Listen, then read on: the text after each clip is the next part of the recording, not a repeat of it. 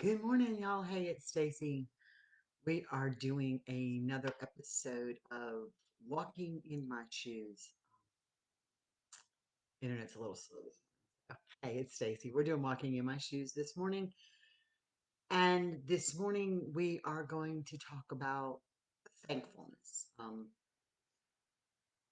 First of all, I need to just come out and say this. This has been on my heart, so I need to say this. I know these videos can be very positive and uplifting at times. So, I have to have my coffee fix, that they can be positive and uplifting at times. And we do want to have a sense of positivity going on here. But we also need to understand that I don't want to give you the impression that this journey is easy because it's not. It's hard. There are times that we're going to be angry. There are times that our veteran is going to drive us crazy. There is times that everything is going to drive us crazy. And that's okay. We can live in that life. We can live knowing that it is okay. And as a community, we come together to say, it's okay to be angry. It's okay to have a bad day with our veteran. It's okay to have a bad day with ourselves. We forget sometimes that this journey is hard. So I just wanted to put that out there that this journey can be tough at times, but this journey is also something that one, we have to be honored to serve.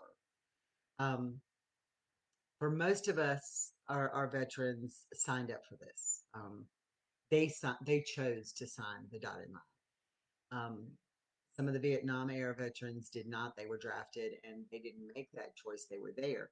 But for us, most of us, our veterans chose to serve our country.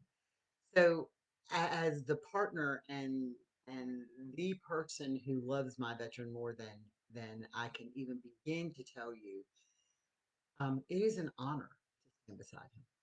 It is an honor to kind of walk this journey with him. But when we get caught up in the resentment and the anger and the frustration, and trust me, there is something in the air going on occasionally this past week. It has just like put everybody in a tiz, not just me. I'm getting it from other spouses too. They're like, on today.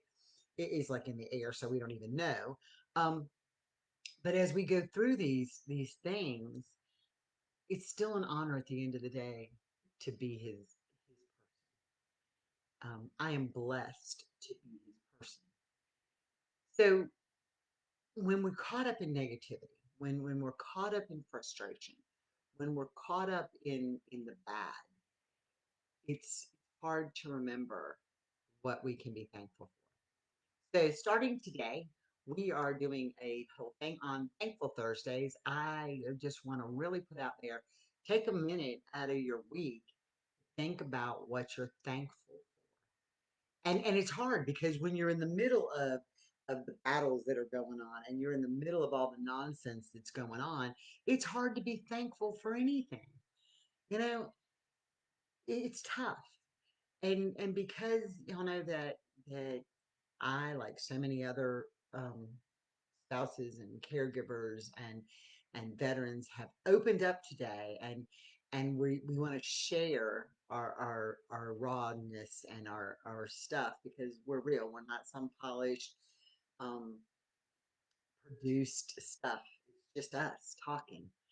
Um, we have to think about what we're thankful for. And so I'm going to open up today and share some personal stories and about how I have become thankful in the midst of what should not be thankful, in the midst of what is anger.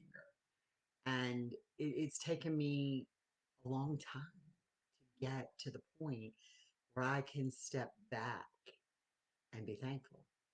Um, we all have our challenges with our veterans, but we also can learn from them. And Carl has been probably the biggest thing in telling me you need to step out of where you're at and look from the outside and be an outside observer into your own life. And I'm like, well, how the heck do I do that? I'm living my own life. Well, it is, but you still have to be thankful. So I'm going to go back and I'm going to share a story about an amazing woman. Her name is Brooke Russell. And I have known Brooke since probably before she got out of high school. She was kind of there with my kids. Um, Brooke got married and they had this adorable little boy, Eli, and they were going to expand their family. And she got pregnant. And in the middle of her pregnancy, they did an ultrasound and they said, Brooke, there's problems with the baby. And we don't, it's his heart. And as your professionals, we don't think he's going to have a chance. And we think you should end this pregnancy or, now, so you don't have to go through this and he doesn't have to suffer. And so Brooke and her husband prayed over this and she said, I can't. So baby David Gray, who I will always call him baby David Gray came into this world, and before that blessed, precious little soul was just a few months old, he had had multiple open heart surgeries. When they held him, he had tubes and wires and ventilators and all of this stuff. Um, and spending most of his first year at Showa Children's Hospital of Atlanta was tough. I mean, Brooke has a kid at home and she's got a husband and they have bills and they have all this stuff. And so Brooke is in the middle of all of this turmoil going on in her life and thinking, how can I be thankful? But Brooke has always been that positive. She's always said one day with baby David Gray is better than none. And so there are pictures of him and her and their family together. And they would go out of the hospital and walk around in this wagon. And in this wagon is the ventilator that goes to baby David Gray's trach and all of the oxygen and all of the stuff. I'm sorry, I'm getting messages too. Jeremy's going to do it. So there's all these oxygen and stuff going on. And let me turn this around. She's toting all this stuff with her. And you look at her and you should be like, I should be sad for this woman. But she lived her life with baby David Gray. So as the story evolves, can I please tell you that baby David Gray is 5 years old? I will always call him baby David Gray. He'll be like 20 and getting married, and I'll be like, oh, there's baby David Gray. Um, He's had multiple open heart surgeries. Multiple times he's been afraid. Multiple times they've been afraid they were going to lose him. I can remember Brooke calling me and saying, hey, they're going to transfer him to Atlanta. And I was the paramedic. And I'm like, Brooke, I got it. We're good. We'll be fine. I'll take care of him. Yeah. So, and they ended up flying him. But, it was that kind of a thing. Baby David Gray is off of a ventilator. He's walking, he's talking, he quotes his Bible verses. He started kindergarten on the homeschool plan. They go on trips, they do all their stuff, but they make concessions. And you know what Brooke is thankful for her child. In the middle of all of this, of toting this, the first year he was home, they had a full-time live-in nurse that kept coming in. So the first year that this baby's home, when you want your private time and your home life and your whatever, there's a nurse there 24/7 helping you take care of this very critically ill baby. So what was Brooke thankful for? She's thankful for baby David Gray. And I think we have to find what we're thankful for in the midst of all of this crud that we have going on, in the midst of our struggles with our veteran, in the midst of our personal struggles. It's hard to step out of that box and see what you're thankful for. It has not been a secret to y'all. I've been a paramedic. January 1st was my last shift. Have some medical issues. Friday, I was told, Stacey, there's nothing we're going to do. You're going to live your life the best you can as long as you can, and it's your liver, and this is what it is. There's a lot of steps along the way that made me thankful. When I had to step back after hearing, we don't know what there's anything else we can do for you, I had to step back and I had to be thankful. First of all, I have Carl in my life, and he is there every step of the way. He has been to every doctor's appointment, every CT scan, every MRI. He's sitting right outside the door. If they would let him in, he would have been in there. Um, everything. He has been there every step of the way. Does the not knowing trigger him at times? Yeah, it does. But he's still there every step of that way. And, you know, paramedic anymore. And when I got the paper that said you're done, that was hard. So I go back to what am I thankful for? I'm thankful when I had a pulmonary embolism, I didn't die. That's number one. Well, besides Carl and the good Lord for giving me the strength and saying you have a purpose somewhere. I'm sorry, y'all. It's fun. I know it does that, and I don't know why I keep sitting here like this. So I'm thankful for the good Lord. I'm thankful for Carl. I'm thankful that I didn't die on that roller coaster that day. I'm thankful that I had an amazing pulmonologist who said, this is not normal. We got to find the root cause and did some extra tests. I'm thankful that I moved back to where I had been a paramedic for so many years and I had this strong community of caregivers and people that I know and professionals. And my primary care doctor, who I adore, who I've known for 20 years, I'm thankful for him. I'm thankful that I got a referral to Mayo. They're the top of what I have in the country, and they're an hour and a half away. So there is a lot of thankfulness going on. And I'm thankful that I can use my life stories and be part of a community that can uplift and empower each other. That's what I'm thankful for. I'm thankful that we are sending out a message with our partners and with our friends and with our community that every single life matters. And why I deal with the struggles daily of the PTSD in our life, and I deal with the struggles daily of what goes on in our home sometimes and how the triggers happen for no reason that we can't figure out. What I'm thankful for is I'm not the one sitting there and having some service member hand me a folded flag. That's what I'm thankful for every argument we get in, for every time we get out of the darkness together, every moment that we both have chosen to live rather than to be the one who's handed a flag at the end of the day. That's what I'm thankful. Why the struggles we all go through are real and they're hard and they're tough. Be thankful for the little things. It's not the big things that matter. No, sorry, this one is horrible. It's not the big things that matter. It's the little things that matter. I will take an argument over something dumb every day of the week and twice on Sunday if it means I'm not giving that flag. It means I'm not the one who goes to that gravesite more. That's what I'm thankful for. I'm thankful that this group of people came together and said, we're done. We're done listening to the number of people who are taking their lives due to suicide every single day in this country, and veterans specifically at 23 a day.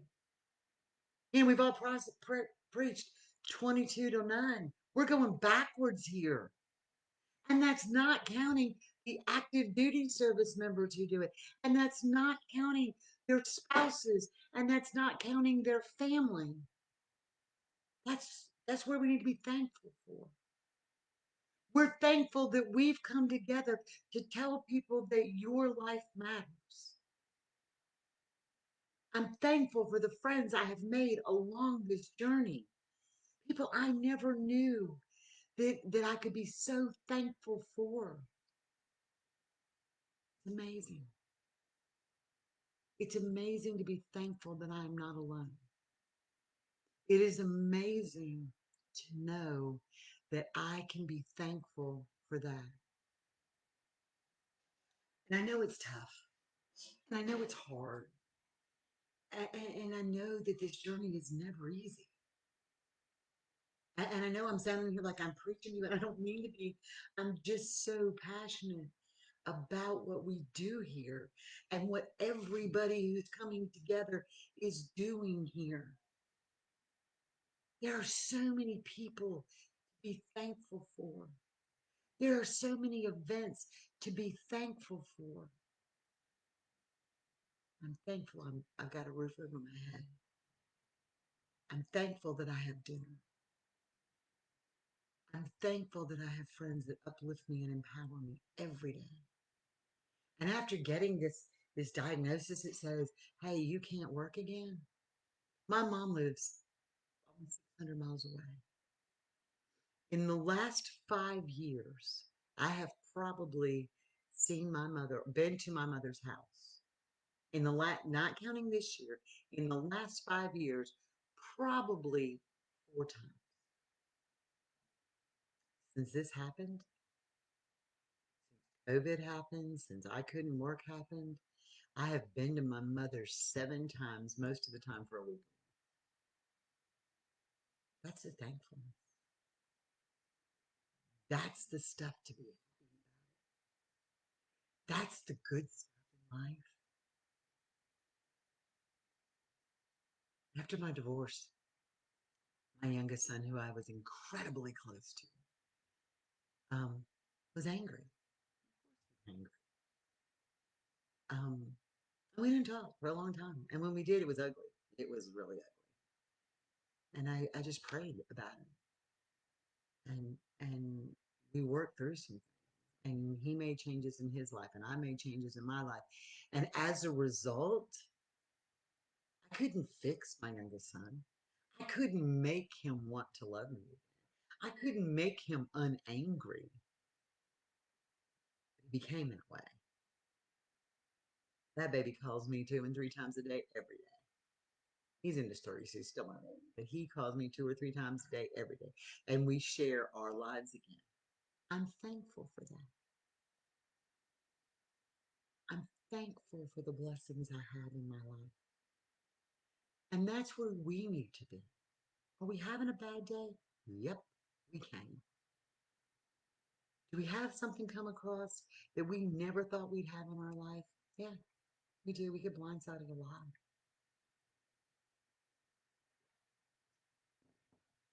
Thankful for the little things.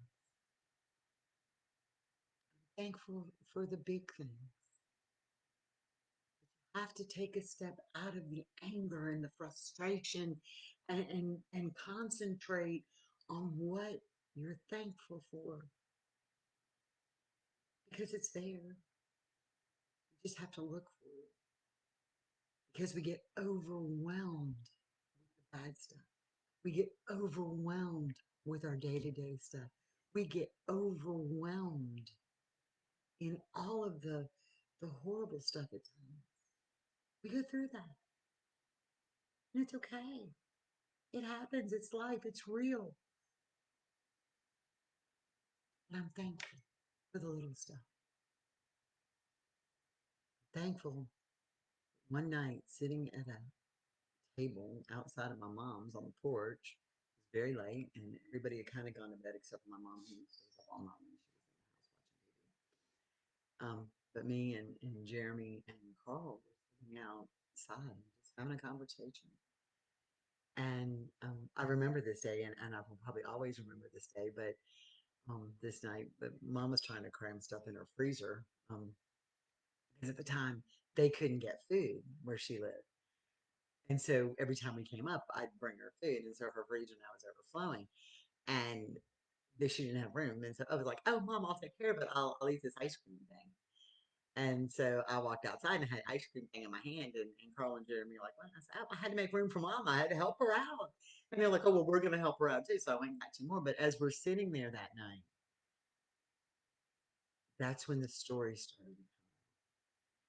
And that's when I started to really understand what living with PTSD was like for them, not just for us, for them. And they got to hear what it was like for me. And so that's when we really decided that we have to learn to communicate and give both sides of the story sometimes. And I am thankful and blessed that these two men are willing to open up and share some of their biggest moments, painful moments, to help others. They're willing to walk into their own nightmares and share their nightmares and how they got through them and the demons that they have inside of them and the way that they felt that it didn't matter and the way that they felt that they had let people down and the way that they felt that they were people wouldn't love them when they found out what they did. They're willing to share those darkest moments so that other people understand. And I'm thankful for that.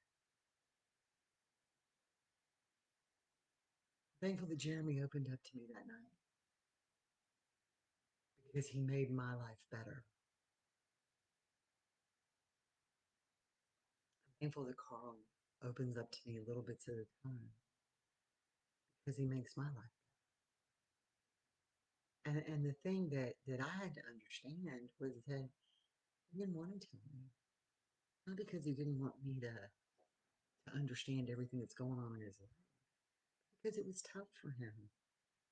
So I'm thankful in a lot of ways that he wants to protect me. Is it a pain in the tail to have to plan where you're going because they got to do a risk assessment? Yeah, it is.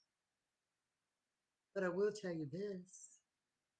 If I ever go to a situation where there's an active shooter going on, I'll be thankful he's there because he's done that assessment for me, because he's got it in his head, because he knows the way out. I'm thankful for that. Didn't quite think it when I first started going somewhere. And like, what do you mean? Wait, he can tell me where every camera in the Walmart is. I hear this noise in the living room. I realize it's Baby Shark. He can tell me where every camera in the Walmart is. I'm like, I don't really care. He's like, well, you need to know because this is lines of sight, and people aren't going to do things in lines of sight. And I'm like, okay. So it's just kind of strange to me that you now walk in a room in a building and you're like, oh, look, there's a camera, and as long as people can be seen on the camera, people aren't going to do bad things to you. So stay in the line of sight. It was just kind of strange, but it works. I'm thankful for everything. Y'all have no idea how much you mean to us. You have no idea the friendships that I have developed through this journey and how thankful I am for that. How we can share and spread a message that is just amazing. I'm thankful that we can do something for somebody. I am so blessed. Even amidst all the stuff that goes on in my life personally, and we all have our personal baggage. I am not the epitome of personal baggage because I assure you, whatever I'm going through, somebody else is going through something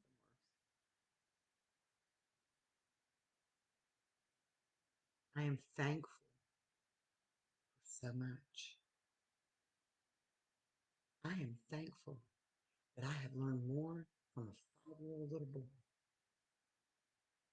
than I could ever.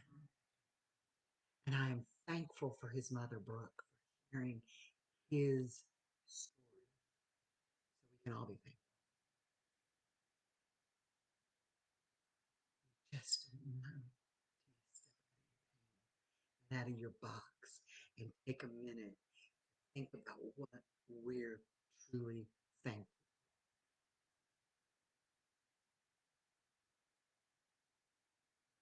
I am thankful that all these people we are coming in contact with are no longer a number. They're a name to us. They matter. So I'm going to get off here. It has been an amazing day, other than the sun, of self-reflection, thankfulness. So we are starting Thankful Thursdays. Again, I will get this video uploaded to the group. Um, Asking all of you to please subscribe to the YouTube channel. It is taking me a few days to learn to get all this stuff up on YouTube. Um, So we do have a YouTube channel at Loving My Vet. It's Loving My Veteran. I will get all of the stuff up on there. Jeremy is going to start doing some dust off series on there as well from the veterans perspective. As usual, on Thursday nights, we do Let's Talk. The link is on our page. It's a Zoom meeting at 7 p.m. Eastern Time. So we can talk about great get together kind of support group. And we have made some amazing friends along the way in that group as well. I'm sorry about the sun, y'all. I promise I'll fix that tomorrow. Um, so I want everybody to be blessed. I want everybody to have a great day and take a few minutes to realize what you're thankful for. We're thankful for you. Y'all have a great day. Bye.